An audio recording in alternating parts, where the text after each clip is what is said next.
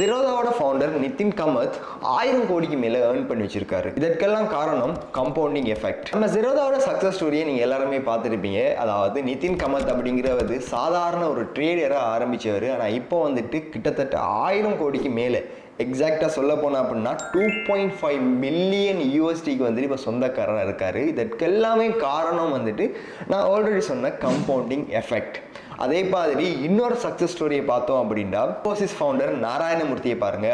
அவரோட வைஃப் சுதாமூர்த்தி கொடுத்த ஜஸ்ட் 10,000 வச்சு தான் அவரோட கம்பெனியை ஸ்டார்ட் பண்ணாரு.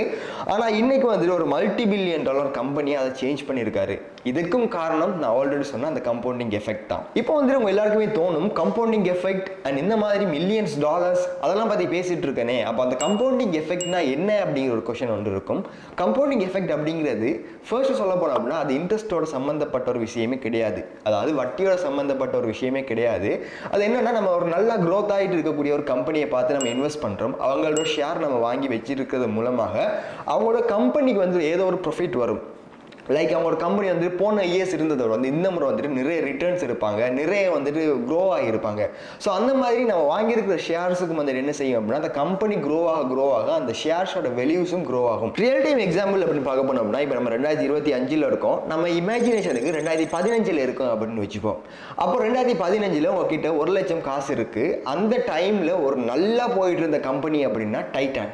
அந்த டைட்டான் கம்பெனியோட ஒரு ஷேரோட மதிப்பு கிட்டத்தட்ட 330 ரூபாய்.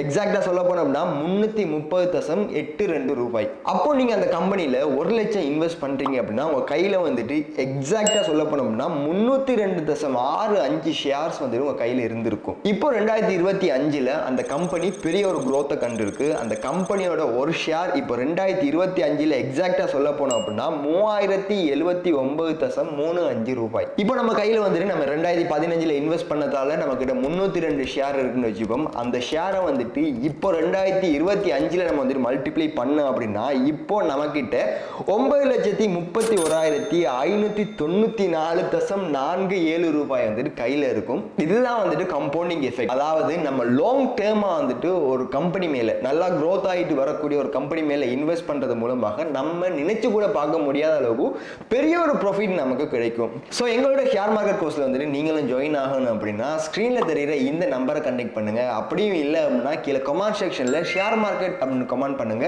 உங்களுக்கு தேவையான ஃபர்தர் டீடைல்ஸை நாங்களே சென்ட் பண்றோம்.